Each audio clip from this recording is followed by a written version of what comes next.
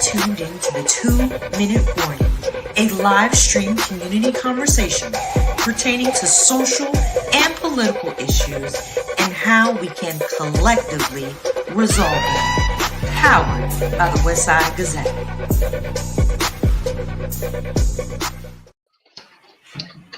Hello and welcome to the 2-Minute Warning, powered by the Westside Gazette newspaper, which has been bringing news and unfiltered stories to the Broward community for 54 years. And joining me here at the panel is the publisher of the Westside Gazette, Mr. Bobby Henry. Bobby, how you doing, my brother? Good evening, my brother, all the way out there on the other side of the world. I'm terrific and getting better. If you see me looking down, man, it's because I just got a flash to come across my email about one of our, excuse me, one of our patriots, would be a matriarch in the legislative system, Sister Geraldine Thompson, man. She's a state senator from Orlando, man. She passed away this evening. Wow. Yeah, so it is with profound sadness that, man, things are happening all over the place. But when the angel of death finds its way to creep into, boldly come into our lives, man, it really allows us to look at and see just what really matters. So to the family, to Senator Thompson's family, you have our deepest sympathy and condolences for a leader originally from Louisiana and came to Florida. Man, it's with profound sadness that we give our hearts and our condolences to the family. Prayers for sure. Yeah. And when, what years did she serve? Oh wow! Let me pull that back up here. You would ask me that, put me right on the spot. She was there. Yeah, I was just reading it. Didn't mean to, but yeah, that's okay. I mean, it was news. That's okay. She was 2 terms, as a matter of fact, from 2016 to. Okay, Lord have mercy. Let me pull you up. I just had you here. Just keep talking, Perry. Okay. Well, yeah. Yeah, and to hear, not to go into the details, but to hear that it was just from a medical complication. I mean, yeah. So right. That was another thing, man. And to those of us who are running out to get total knee replacements, please listen to the doctor and follow those instructions. She passed away from complications, according to this. I got 2 things going on, and I apologize. I got Dr. Chavis on one line and trying to do this on the other one. Keep talking, Perry. You the news man. You the news man. Yep. Let me do this. Y'all keep going. Probably take my screen. Okay. Let me do this. But yeah, it has been a week of news, and but before we continue on the show and Bobby comes back, just really want to say thank all of you for joining us this evening. We have a packed-filled show. 2 dynamic speakers who will be joining us at a timely point in how we maneuver in this new age that we're in, and I'm just so excited to hear from our guests. And I know Bobby's jumping all over the place. That's the NNPA chairman, and so I know he's doing his duties. But let me see who's on with us tonight. Just want to give some shout outs if I could see who's joining us. Let's see. I can't get that in right now. But anyway. Okay. Here's Bobby. Yeah, Perry, I do apologize. That's one of our guests that's coming on. I had to reconnect. I do apologize for that. It's so much happening, man. I mean, it's like things are just one after another. Things are happening. I don't know where were you, Perry? I don't want to interrupt you. Yeah, that's really where I was, and just saying that we have looking forward to the conversation, because we are at a point in time where we are having to navigate some unfamiliar terrain. Oh yeah, oh yeah.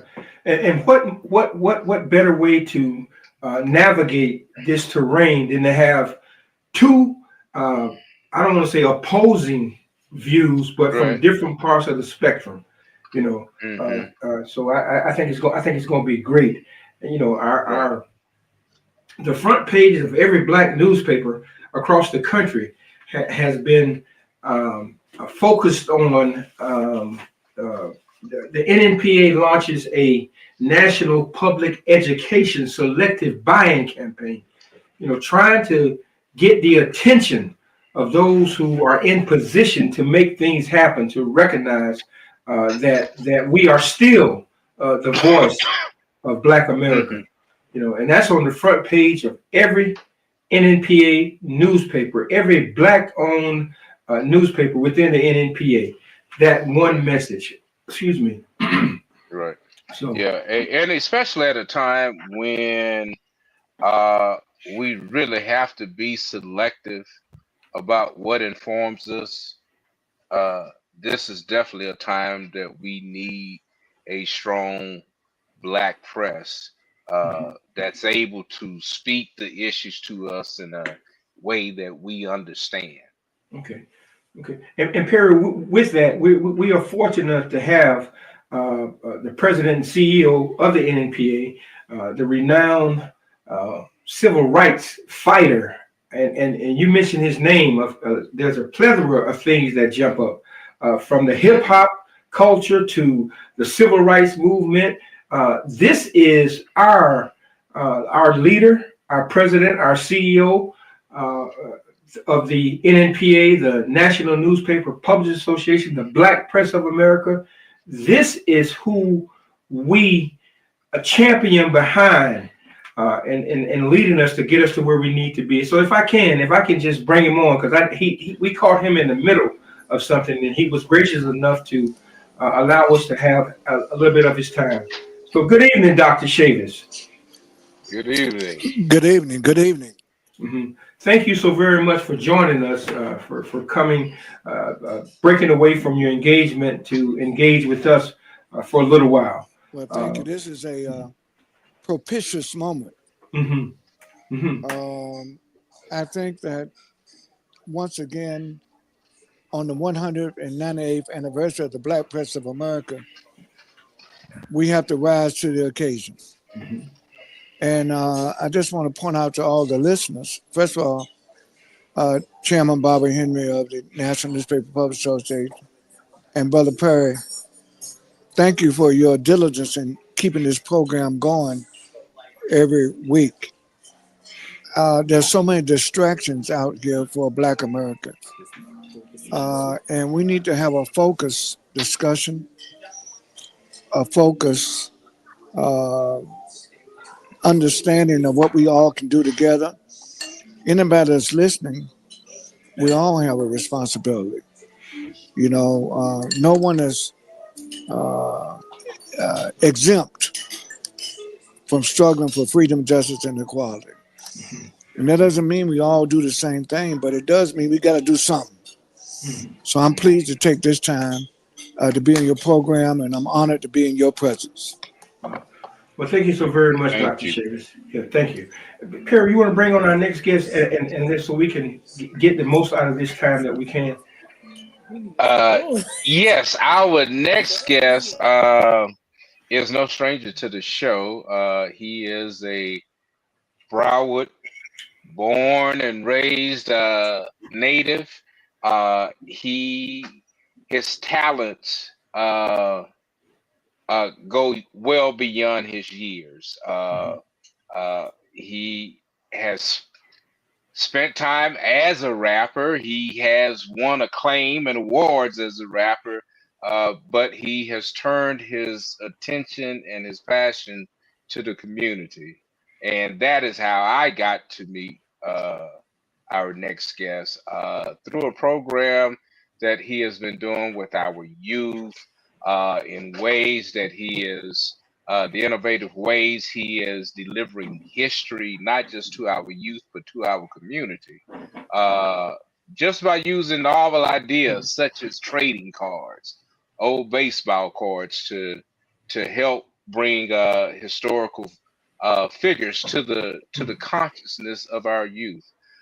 He and his partner Brandon run a organization that helps businesses as well as the youth, and it's called Positivity Pays. Okay. And so, without any further delay, Mr. Ramon Absoloot Robinson. Thanks so much for having me. That's an incredible introduction. I'm just trying to pay you back, because if anybody ever hears Ramon introduce you, man, shoot you, he'll put you on the pedestal. Now check this out. Ramon, do you remember when you made the card and we made a presentation to Dr. Chavis? Absolutely. Okay. So, yeah. Doc, we're bringing this full circle. And I definitely remember. Ramon, it's good to see you again. It's so great to see you again, Dr. Chavis. So great to see you. Thank you. And your paths intertwined in another way. Ramon's, it was your aunt, right? That was a panther, a Black Panther, correct? Yeah, my aunt Claudia Grayson. She was known as Sister Sheba with the Black Panthers. That's correct. Very good. Keep talking, Ramon. We're going to Doc is engaged. Yeah, so I see he's at dinner. Yeah. So the amazing thing is I still keep very close touch with my aunt and my mother, my aunt, my father. They're always inspiring me, helping push just further and making sure I keep up that fight. It's a lot of people I think have become complacent and not realizing there are some forces out there that are trying to push us out and trying to silence us. So whether it's with music or whether it's with trading cards or comic books, I'm always trying to get that word out there. Okay, well let's chop this thing up. Come on, Perry. We want to get this conversation going. And we got like I said, two great entities here to chop it up. So Dr. Chavis. Yes. The NNPA and are struggling for our voices to be heard, to get our readers to understand just how important it is to speak daily with our dollars. How is that? What is happening with that? How is that transpiring? Well, thank you very much. Currently, African Americans spend $2 trillion in the American economy, but that money flows out of our community rather than in our community. And I think that Ramon in particular, we have cultural geniuses in our community. We have creative artists in our community. We have people that set trends, not just for Black people, but for people all over the world. I think we need to come together. And one of the things I pointed out today at an earlier meeting, Black people, we're not all monolithic. There's diversity within the Black community. However, there's some undergirding, underlying realities that should enable us to unite with one strong force. And that, in particular with our young people, I'm very encouraged, not discouraged, I'm encouraged. Because I see our young people hungry and thirsty for information. And so, Brother Chairman, our role in the National Black Press of America and the NNPA, we got to make sure that we give our young people the information, the facts, but we give it in a way to them that's inspiring and motivational. The mainstream press is depressive. The mainstream press is divisive. The mainstream press tries to counter the value of our own productivity as a people. And that's where the Black press comes in, as the trusted voice of Black America. We need more programs like we're having tonight, more discussions. And then between the programs and our discussions, we got to hit every community, door by door, family by family, community by community, region by region. And I believe that our people be responsive to the extent to which we reach out to them with actual facts and with a sense, a reminder that we've had hard times before. So the question is, what enabled us to make it through hard times before?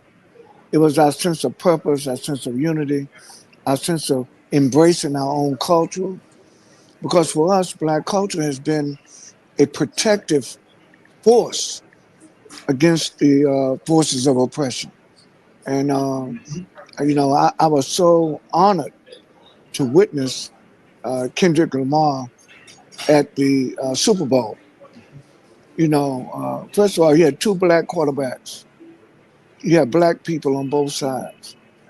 But in his reminder of his lyrics and the spontaneity of his lyrics, the truth of his lyrics, served to inspire. And then when Serena Williams did the crip walk, I've been trying to learn the crip walk since Sunday. I'm trying, I need Don't hurt yourself, Doc. I've seen you sober now. I'm telling you, when we go to Howard University for Black Pittsburgh, I'm standing up. I'm gonna do the crip walk. Well, I'll follow suit. Ramon, Yes, let's build on that, man. Let's build on what Dr. Chavis has just laid out. absolutely. So as you guys know, one of the things that I try to do is be as supportive as possible and kind of bridging that gap. So there's so much that I didn't know about the West Side Gazette, Dr. Chavis, and once I got introduced, it was the only thing I could think is what can I do to support them? How many people can I introduce them to? I think that's one of the biggest things in our community is continuing to expose each other to something that they may not know of. I'm up here now in the Fort Pierce area. I'm working with some amazing artists up here, some amazing people up here in the Black community. And it's like, are they familiar with the West Side Gazette? Are they familiar with Dr. Chavis and the work that he's done for so many years? And for those that are not familiar, a lot of our youth, I make it my job to educate them on these things. And so anytime I get a chance to be a part of programs like this, I think it's just huge. And as Bobby and I have been having conversations, I'm wondering, what can I do more behind the scenes to make sure that I'm supporting with the knowledge that I have, whether it's for, social media, cybersecurity, anything like that, and just trying to use any tools that I have in my toolbox to make sure I'm supporting you guys as well.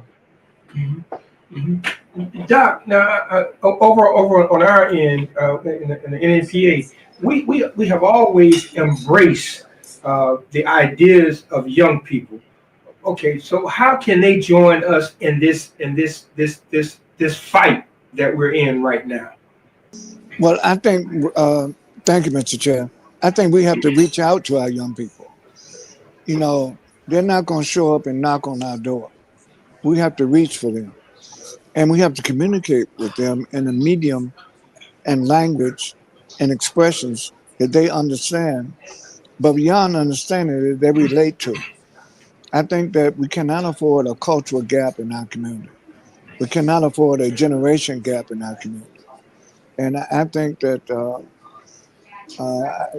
back in the 60s, people used to say, well, that brother and sister is conscious, this brother and sister is unconscious. But the truth of the matter is, there's no unconscious people. We're just conscious about different things. Some people are conscious about strip clubs. Other people are conscious about what's happening in the diaspora. Some are conscious about what's happening with the economics of our community. Others are conscious about what's happening with our children in terms of education. The question is, how can we give value to diversity of life within our community in a way where we're not pitted against each other, but we unite as a stronger force against the real enemy. If I could, Ramon, let me ask you this: let's use a relay race, right? We're in a relay race right now. Right. So, we'll say the seasoned individuals like Dr. Chavis and our leaders and myself and Perry. Okay, we're trying to pass on the baton. How can the next leg of this relay, our young folk, how can they position themselves in order to accept this baton and not drop it? Well, I think it's a matter of connecting. I can't grab that baton if I'm not connected to you in no way, right? And then there's a matter of educating our youth. A lot of our youth are being educated by a system that has it, just has something against them, and so they're not truly being educated. You have children that are going to schools with Confederate generals' names, and I don't think they're receiving an education that is uplifting them, that is motivating them, that is telling them truly who they are and where they come from. And so there is a huge disconnect in the community when you have so many people in the community that are not being educated by the community. And I think it's important to, like Dr. Chavis said, is educate, and reach out to those that are younger than us, and make sure we're doing the education, right? Because if we're not educating them, how can we expect them to understand some of these issues that we're talking about? Okay. I see. I see that Brother Ken Rowland has joined us. Ken is a very conscious person, and I'm hoping he chimes in with a comment. I see that Carla Turner, Ramon, she's giving you your kudos. She said that you're. Did I screw her name up then? Yeah, so that's I believe Kayla Turner. Yeah, well, you should see. So Kayla Turner and Kai Turner are, they are keeping the music scene or creating a music scene in Fort Pierce that is, remarkable. They have students that are coming out with music, and it's more clean, it's positive, but they're always educating people. And when it's Kayla Turner and Kai Turner, her husband is a super producer. Just very powerful individuals in Fort Pierce, and I was blessed enough to connect with them. So I'm really grateful that they actually tuned in. Thanks. Okay, good. And Kayla, I do apologize. I've been known at certain times to mess up names. I don't mean it. It's just I really don't. So I do apologize, and thank you so very much. And we need to get y'all on the show. I see Ken has finally said so. Ken says one of the things that we can use is to hashtag each other in our postings on social media. I began hashtagging if the West Side Gazette newspaper in my post, and that's one of the things that Ramon is going to educate us on. So, absolutely, and Ken is 100% correct with this. One of the things that we definitely have to do is, and just taking Ken's cue with this, is we got to connect with each other online. There's so much stuff that's online. Facebook did this study where they were just showing that they could manipulate people's emotions by post. And so that they were just showing people the things they wanted them to see, whether it was politics and it would make people angry. If you don't like, whoever's running for office, they would show you messages by these people just to see what they could do. But one of the things that one of the ways we could push back against this is by tagging each other, by hashtagging each other, and by being as supportive as possible. If you see Ken post something that you like, share what he's posting, comment on what he's posting. Even if you're inboxing him a message, but we want to show that not only are we supportive, but we want to show that engagement and that there are people that are active on these posts. Even if it's something simple as just putting a 100, a thumbs up, a heart, just showing that we're there and we're supportive of these posts is important. Because another thing that's happening that a lot of people don't know about is they use bots to try to discourage us from posting. And so one of the ways I worked for YouTube for a little while, and I got to see behind the scenes what was going on. And so some people would, let's say, West Side Gazette post something, somebody would leave something that they knew was false or racist on the West Side Gazette newspaper's post. And if somebody would respond to it, they would then report the response, right? And so they were actually trying to trigger people to get them blocked or get their accounts removed or prevent them from blocking things. So we're actively working against that. But one of the ways that we can counteract some of these things is by making sure we're more supportive. If the 2-minute warning is on, making sure we're sharing it with friends, even if we're texting it, but just making sure we're active in our support for one another. Mm-hmm. Thanks. Doc, okay, good. Dr. Chavis, over at the NNPA, you embrace, you brought this openness, this acceptance. So how are we able to benefit from that? Our 250 Black-owned media companies. Well, while we have 250 Black-owned newspapers, there's some things we need to do in unity, like the hashtag. You know, we need to develop a hashtag that all of us use. We need to develop graphics that speak to our current situation. We also need to determine what our narrative is. Right now, Donald Trump is setting the narrative for America. That's not our, and then we wind up reacting to that narrative. I think it's more better in a proactive sense for us to articulate what our own narratives are, what our own messaging is. And certainly that doesn't mean that we don't challenge the racism or don't challenge the white supremacy. But keep in mind, a lot of this is put out there to distract us, to keep us from focusing on what we need to focus on. So I think the black press, working with our young cultural artists, we need to develop a unified hashtag, one. Two, we need to develop where we kind of support our cultural artists. I mean, all of us should have in our newspapers, Bobby, a page dedicated to the young people who are creative in our community. You know, thirdly, I think we have to write more books. We have to learn from our history. Say this is Black History Month. All right, what's the best way to celebrate Black history? To make some more history, to document some more history. So that's what we're going to do. I just got a flash across my apparatus here, and this person says that they're watching on YouTube, right? And they say, I strongly disagree with the reliance on Facebook and other social media tags to communicate our messages. The white man controlling these outlets do not have our best interests at heart and might use this info against us. So I agree but disagree with that, right? And so one of the ways she found us is on one of those platforms. And we need to work together even on those platforms that we don't own to connect with one another. We can take our message elsewhere, right? But we can't connect on those platforms because so many of us are actually on those platforms. But I definitely agree with her, you know, whoever left the comment, in the sense that we have other platforms that we can use. And I keep forgetting, I'm so busy sometimes, I forget the other one, but it's fan base. So for instance, that's Black owned. And we can take these conversations off of YouTube, take them off of Facebook, and start having those on fan base. And to her point, I think it's important that we do that. But strategically, if you're already on Facebook or you're already on YouTube, I think that's a great way to connect with people if we're going to take that message elsewhere. And now check it out. Yeah. One of our Well, great. I do. Okay, Go ahead, Bobby. I'm sorry. Okay, No, one of our great. I wanted to jump in on that point and really just ask Dr. Chavis, who had a front row seat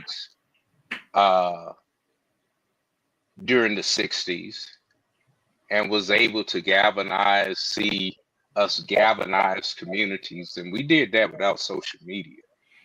I would dare say social media can give us a flash mob when we want to, but it can't give us a movement. So and as Ramon, you just said, it's a tool. So what are some of the things that we're missing by being so dependent on the tool that we can't use? I mean, you know, we got a jackhammer, but everybody can't use this jackhammer. Right. I think we should use all the tools at our disposal. But I just want to reflect back. The reason why we were able to have a movement for change, effective change in the 1960s, was primarily the Black church and the Black press. The Black church and the Black press. A lot of our cultural artists came out of the church. You know, a lot of our commentators came out of the Black press. And I think that we need to continue to generate the freedom fighters. See, to me, we should be raising a generation of freedom fighters. And you can fight for freedom in different ways. You can fight for freedom with your poetry. You can fight for freedom with your music. You can fight for freedom with your sermon. You can fight for freedom with how you organize the grassroots communities. So I think all of us need to focus on what it is, what is our ultimate goal? you know, in America and in the world in which we live in. I think that the current administration is just not a threat to Black America, it's a threat to African people all over the world. And so another thing we need to do is have more dialogue with our brothers and sisters in the Caribbean, with our brothers and sisters in Africa and throughout the diaspora. We could be one mighty force if we all unite and work together. You know, okay, we got engage our viewers. I see one of our remarkable and outstanding publishers and our national treasurer, Cheryl Smith, has joined in. Cheryl says, click, like, share, tag, and donate. That's a good one. Yeah, thank you, Cheryl. Good evening, Ms. Mizell, coming from Georgia. Thank you. And one of our younger viewers says she's just that girl. She says, can everyone drop their IG and Facebook names? I guess she want to tag and do some stuff. I guess that's what she want to do. So thank you. So yeah, we're engaging here now. And Bobby, I would like to say engagement means not a one-time thing. Mm-mm. Engagement means that 24/7, 365 days. To me, Black History Month is every month. It's just not February. Mm-hmm. You know, we can't afford to not accentuate our progress for 12 months rather than 1 month. And, you know, I think sometimes we allow outside forces to constrain our consciousness in terms of what we focus on and how we do what we do. The thing that I like about the Black press, we putting out information every week, every day, that's fact-based, that's truth-based. And that's why we're the trusted voice of the Black community. But I just feel that, I'm in Washington, D.C. I'm monitoring a lot of the stuff that's going down right now. And the only thing that gives me encouragement is the fact that we got millions of brothers and sisters who are not in Washington, who spend $2 trillion, like all these companies now that are taking away DEI. We need to stop spending with companies that don't respect us. That's just fundamental. Mm-hmm. And earlier this week, the National Newspaper Publishers Association announced that we're targeting Target. There you go. You see that graphic? That's a great graphic. Target. I love it. Mm-hmm. But it requires all of us to get involved. Excuse me. Absolutely. I'm going to go back. I see Mr. Rowland has commented again. If we can bring that up. What is Ken saying right now? Proliferation of the message and communication are key components. We must use all the tools in our toolbox. This also is inclusive of old school methods, our churches and our community organizations. Absolutely. And Ramon, you years ago, you said to me that social media is a tool and not a toy. You want to elaborate on that just a little? And this was years ago now. Right. And so at that time, I just saw it as the way it was expanding, how everybody is putting, everything that's happening in their life on there. And really what the social media platforms are doing is pretty much just taking that information and selling it off, so everything you're posting, and now they have it to where they're using like facial recognition. They're doing just so much on there. There's no freedom of speech. They've depending on what you post, it will be removed. They will be targeting you. It's crazy what happens actually behind the scenes from just working behind the scenes as a content moderator and seeing some of the things that these platforms actually do. And a lot of times it's just with whoever's in office. They do this with each administration, pretty much just carrying out, whatever they want the public to believe or want the public to know. So it's, back then I just saw it as heading in this direction, and that they could use this against us. And this is why I say it's a tool. And so, you have to be very careful what you're putting on these social media platforms, because they're just taking as much information, whether it's your location, any kind of data, who you're with, Wi-Fi settings, all kinds of stuff. They're removing from cell phones, and it's ridiculous the amount of information they could get from just a single person or a single person. Right. Ramon, just for a second, you said you were a content moderator. Yeah, so I worked for Google as content moderator. Right, yeah. About how many African Americans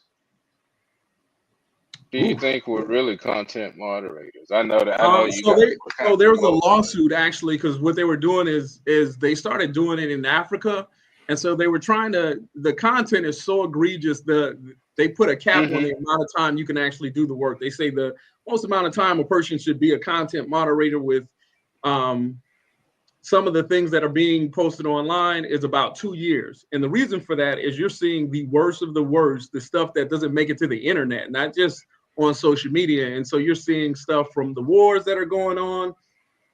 So we saw a lot of stuff from Ukraine and Russia, and a lot of stuff that was going on in Palestine and Israel. And so it's really strong graphic content. But what they started doing is they started doing this in Africa. There's a lawsuit against some of the larger platforms because they wanted to underpay people to watch this content, but the harm that it was doing to them is why they're actually being sued. So they're looking to cheaply try to get people to do this work, and it pretty much just trains the AI. But where I was at, and it was just really, I mean, there were 2 people that were native English speakers out of about 150 that they hired in a short period of time. So the majority of us that were there were not native English speakers. So you might have had people in there that were African American or Black, but they're working in different departments. Like they might just monitor Google in the news. But a lot of people in there didn't even realize what we were doing, right? They didn't realize we were removing this content from the internet and pretty much censoring what people see. Right. And so a lot of them, it was just a job, you know. And so this is when I really started realizing how much they censor the media in general. You know, I would see stuff actually happening. I would see live footage of something happening. Then when I look on the news, none of the news will report it, whether it was a mass shooting or something happening, you know, whether it was a plane crash. And they would pretty much just, you know, I was the one removing it, but they would wipe it off the internet. And so a lot of this is happening constantly. And so they're always censoring what we're seeing and what we're saying and who we're seeing. So it's pretty serious what's going on right now, at least. Wow. I want to go back to a YouTube viewer that says, beyond idea of selective spending, I'm sorry, we were dealing with one thing. I don't want us to really mess this up. But beyond the ideal of selective spending, we need to conserve our money, marshal our financial resources, and spend money with Black businesses. The anti-DEI stuff will result in many hundreds of thousands of Black people losing their jobs by this summer. The dismantling of the EEOC is one of the markers that Black folks are going to lose their jobs.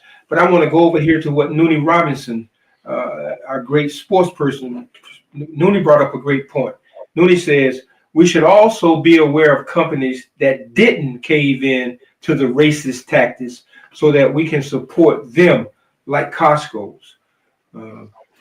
Ramon, how can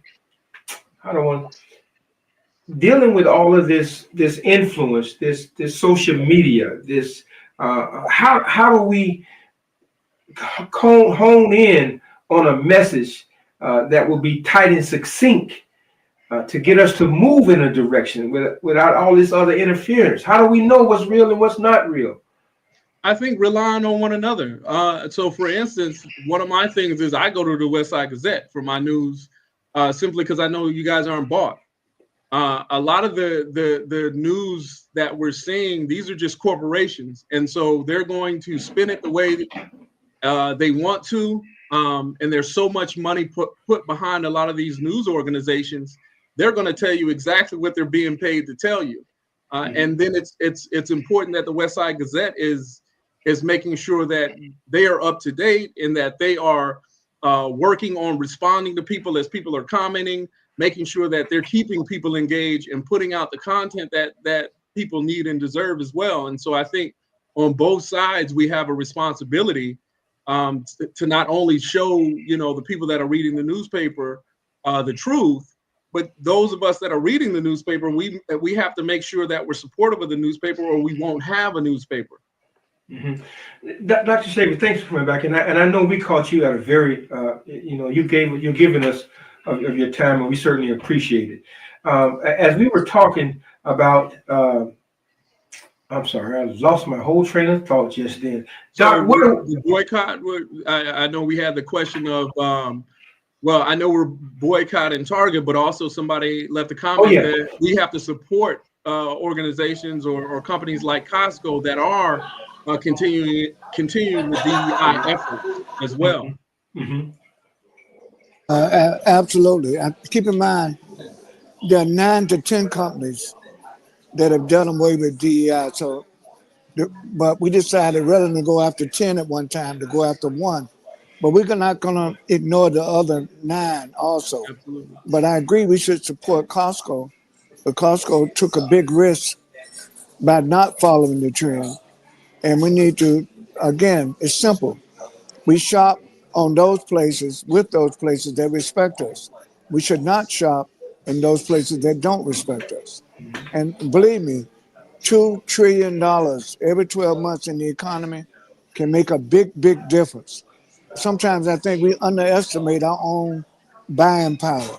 We underestimate what it would mean if we would collectively buy and collectively not buy based on the question of respect and advocacy for our interests.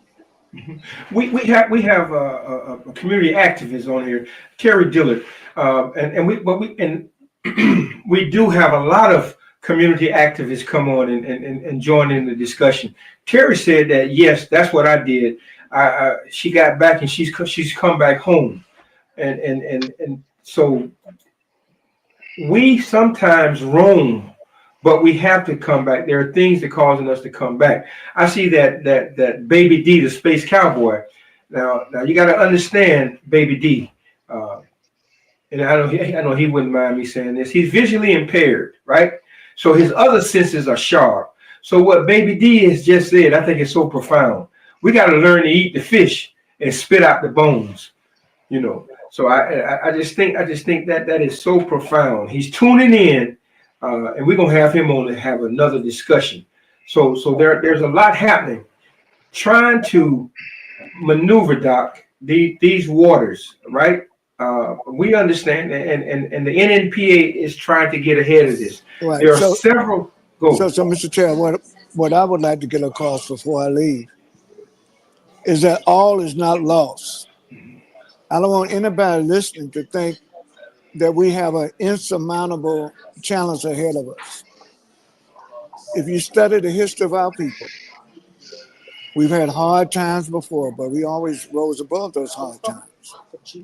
And I think that with the Black press, the Black church, HBCUs, the Divine Nine, Black-owned businesses, brothers and sisters in the cultural community, I think if we would only find ways to work together, we're never going to agree on everything, but there's some things we should agree on.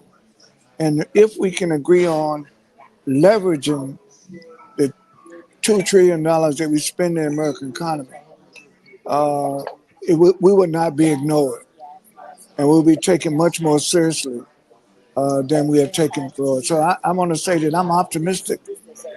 I hear from young people, I'm encouraged that they're hungry and thirsty for the truth.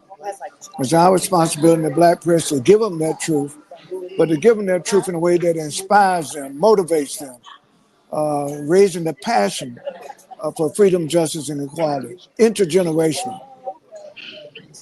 Doc, you just got back from Israel, right? So why is it so important for us to go outside and try to bring others into this struggle? Well, we are a global people, despite you know, when we talk about the black press, we're not just talking about America. We're talking about the Nigerian press, the South African press. You notice Trump cut off funding to South Africa. I'm so proud of the South Africans. What does President of South Africa say today? He's removing all American companies from South Africa immediately. You know, he ain't playing.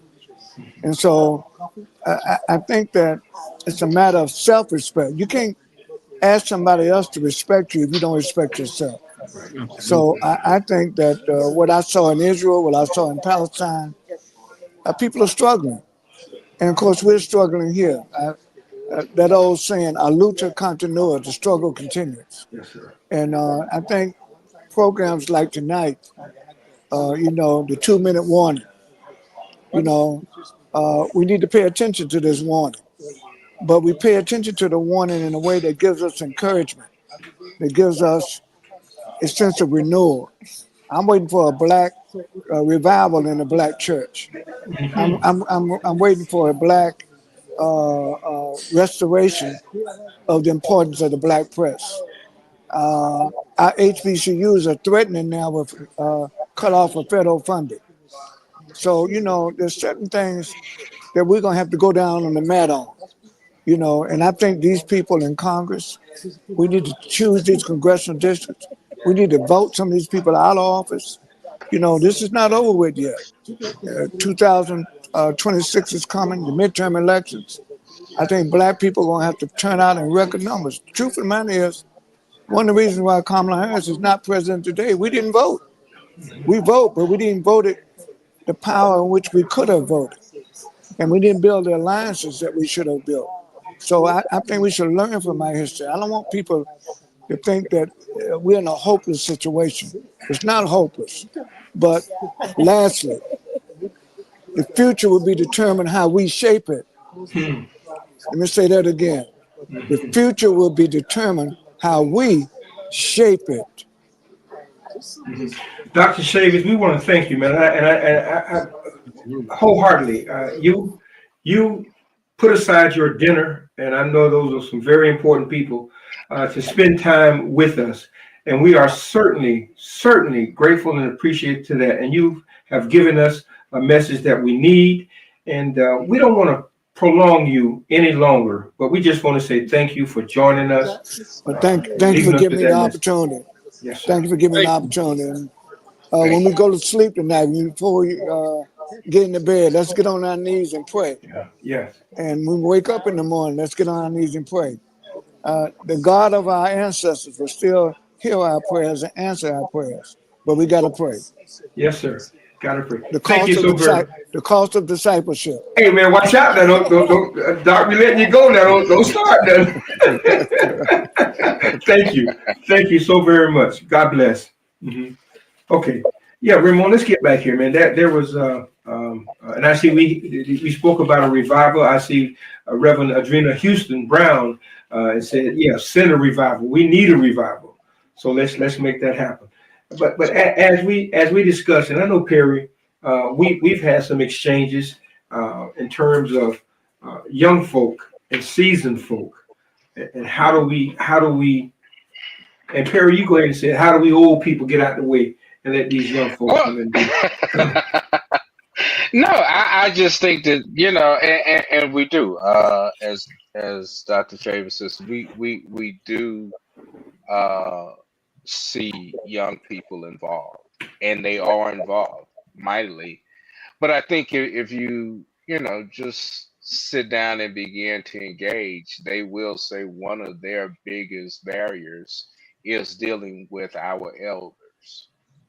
And we know that to be true. I mean, those of us of a certain age, when coming through, we felt that same resistance. And I guess my thing is not asking for an easy pass, but how can we use that to better motivate and to get us, because we're at a time, and I guess we've always felt we were at a time that it was sorely needed. But I would dare say we've not been in this position that we're feeling this tension, I would say, in the past 50 years or so. So we have a generation who's never felt this kind of tension. So how can we get past some old traditions and allow our young people who see things anew to kind of help lead us? Ramon, I mean that how you've been able to navigate it, but it has been rough. Yeah, I think there's always, so in the way that I do things, I only look at uplift. I try to be very mindful of how I deal with anybody, because I feel like with our people, especially, I'm dealing with the people who's been traumatized, and so I have to be very careful not to re-traumatize or bring up certain things or treat them in a manner that triggers them. So I'm very careful of that when dealing with even the kids that I work with on a daily basis, dealing with my parents, dealing with those that I consider as brothers and sisters. I try to be as mindful as I can of the people that have been traumatized and not to further traumatize them. That's one way. Two, I had the idea while we were having this conversation. Dr. Chavis is just amazing. I am like just honored every time I see him. Yes, he is, right. He's honored to meet him. Like he's incredible. But I would like to make sure that we use this platform to highlight a particular business or individual weekly, through the Westside Gazette, making sure that not only do we post them on the Westside Gazette, but we post them on other outlets. If we are connected to 250 different outlets, then 250 different outlets should be singing this person's praises or supporting this person in one way, shape, or form. And I think by highlighting the businesses, the Black-owned businesses that are out there doing the work and fighting to keep the doors open, I think it's our duty to make sure we highlight them, educate them on social media if they're on social media or they're looking to use social media, give them somewhat of an education, but also give them the support that they need. I think that is really important, and that's going to be key. And I think we should, even today, just make a pact saying, hey, look, every week we want to highlight a Black business, and we're going to start that through the Westside Gazette, making sure that we're doing that weekly. And as you guys know, I've been writing my butt off, making sure that I'm getting some of these articles out. And I don't mind doing the work, especially if we have the other outlets behind us. I think that's going to be important, just supporting the people that are going to support us. And Ramon, when you say that, let me say this: we would be remiss if we didn't highlight those businesses. But those businesses, you have to do something as well. If you can put together a 15-second commercial video, whatever, we can run it on the show, but we can't be expected to go out and get it and then produce it as well. So we need your help, and thank God for what you're doing, Ramona. When you do post that story of that award, we can give awards for what you're doing. We would love to recognize you, so our other readers can see you. And not only that, the other 250 Black-owned media. When we do a story, we are a family. Every newspaper, every outlet we have can go in and pull everything they want from each other and run it. So so we made that pact and amplifying our voices. So yes, Ramon, yes. So let's do this right now. Those of you, go ahead, Rick. Go ahead. I was going to say, if you know a Black-owned business, if you know somebody in the community who's doing great work, a pastor who's continuously giving back, a teacher who's working long hours and constantly giving back, put their name in the chat. Let's have a discussion around them. Let's create articles about them. Let's sing our praises. Let's talk about the people in the community that are uplifting one another. And again, I will commit to writing these articles, working with people. And all of this will be through the Westside Gazette. But we want to make sure that if you know somebody, that you sing their praises. Thank you. Okay, we're coming up to the top of the hour. Let's see here. What did we miss? Did we talk about the need for our own schools? Did we talk about education? Did we mention that? So I do want to say so. So we did have one in Fort Lauderdale, New Kebelon. Sister Cheryl that was running that passed last year, you know, and so definitely want to send my condolences to her family. Absolutely amazing woman. And so we have people out there that are operating schools and doing the work, but a lot of times we just don't know about it. And if you know somebody that's running a Black owned and operated school, again, throw it in the chat. Let's connect. Let us support one another. And I can say this: if I see that our great publisher, Cheryl Smith, a great Fam Ewan, Texas Metro News, Cheryl says we post a Black, and she does. Lord knows she does. I don't know how she do it, but we post a Black business every day in our newsletter. She has a remarkable newsletter, and trust me, y'all, go out. If you don't believe me, look it up for yourself. We sometimes have to encourage Black businesses to support other Black businesses. Every church should subscribe and advertise. It goes both ways, and you're so right. But Cheryl, and I'm not just yanking your chain. She has one of the best newspapers in our organization, and her social media presence. So that's great. That is great. Okay, where are we now? Back to schools. Brandy Gray, and Brandy, I hope you're listening or watching somewhere. Brandy has a homeschool school where she works with children, and she does a remarkable job. Absolutely. Yeah. So, Brandy, if you would make a little short video with some of them kids, and let's run it so folk can see. So I want to connect with Texas Metro News. Yeah. Mr. Henry, if we could do that, and figure out a way that we could connect with them and share stories. Just however you guys need me to work. I'm here for it, and I know we have a large percentage of the population we have to expose to some of what we're doing, and that's on us though. Perry, that's your home, girl. Hey, the Big D. Hello, Cheryl. Always good to see Cheryl joining us. Okay. All right. So how do we want to close this segment out? I know there was a lot of stuff we could have chopped up, but we did what we could for the time being. Okay. Kayla is back. Kayla, Miss Turner. Miss Turner says this conversation is so important. I wish you could back it up to the other one she said, and she laughed at me. But that's okay. Thank you so very much, Miss Kyla. And I'm looking forward to meeting you and your husband, and to have you guys on the show. Maybe we can use some of your music as a theme song or something. I'll send it to you. They're incredible. Like I'm a huge fan. They actually put on a Juneteenth event last year, and her husband handles all the production. He's a drummer. He does the Boys and Girls Club. He has a beat studio where he works with the youth in the community and putting out like clean, positive music. I mean, the both of them together are a dynamic duo. I'm just a huge fan of what they're actually doing up here.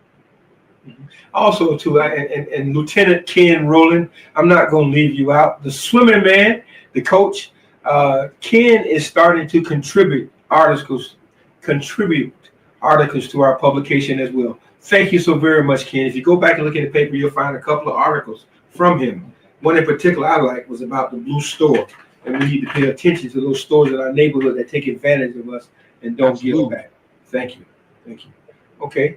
All right. Let's do a round robin here so we can close out. Paris, on you. Oh well, no, man. This was a great show. As one of the shows where I was unusually quiet because it was just so much knowledge to soak in and pick up. But Ramon, as always, it is always great to connect and hear about the great work that you're doing. And yeah, definitely, we got to hook up some more. Absolutely. Brother Robinson? Yeah, I'm just honored, and it's a privilege to be on here with you guys. You guys are heavy hitters. You know, I see you guys as my celebrities, because what I'm paying attention to is those that are uplifting the community. I'm not looking to who the media tells me I should like or uplift. I love those that uplift the community, and so I'm really grateful. I'm grateful anytime I'm in Dr. Chavis' presence.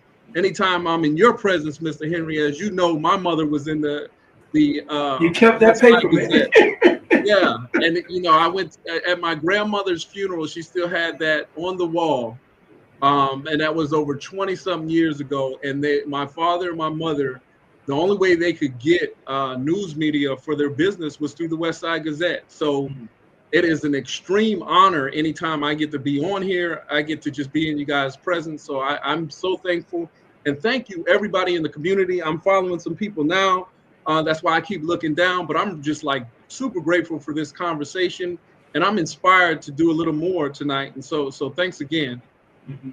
And thank you very much. I got to say this.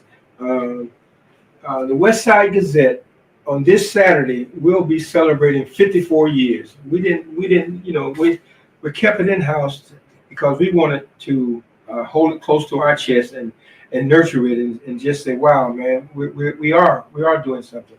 But I'm grateful to everybody who has poured into us. And we couldn't be who we are without you guys. And so we're grateful for that. I want to leave us with this one thing that comes from Mickey Guyton. Mickey Guyton is a country singer, a sister, and she did this song. It's called "Black Like Me," and it goes like this: Little kid in a small town, I did my best just to fit in. Broke my heart on the playground when they said I was different. Oh, now I'm all grown up and nothing has changed. Yeah, it's still the same. It's a hard life on an easy street. Just white painted picket fences far as you can see. If you think we live in the land of the free, you should try to be black like me. My daddy worked day and night for an old house and a used car just to live that good life. It shouldn't be twice as hard. Oh, now I'm all grown up and nothing has changed. Yeah, it's still the same. Oh, I know I'm not the only one. I'm not the only one. Oh yeah, who feels like this. I don't belong. Oh, and someday we'll all be free. And I'm proud to be, oh, black like me. I'm proud to be, oh, black like me. I'm proud to be, oh, black like me. Thank y'all very much for this evening. God bless each and every one of you. And let's continue to work together to move forward, to get the rightful place where we're supposed to be. And that's amongst each other. Thank you, and God bless.